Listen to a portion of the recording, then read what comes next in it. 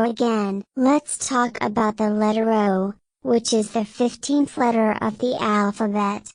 O is an important letter because it is used to make many words that we use in our everyday life. The letter O has a shape that looks like a perfect circle.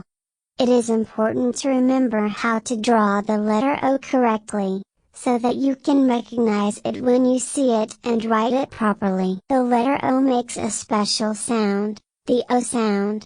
This sound is made by rounding your lips and letting out a short, open vowel sound.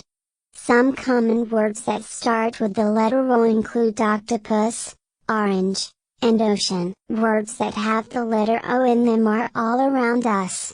We might eat some delicious donuts for breakfast, or play with yo-yo for fun. We might also read a book about outer space, or sing a song about Old MacDonald's farm. Remembering the letter O is an important step in learning how to read and write. As you practice, you will become more familiar with this special letter and all the interesting words it helps create. So let's give a big O for the letter O, and get ready to continue exploring the wonderful world of language. Please support our channel by clicking like and subscribe. Thank you.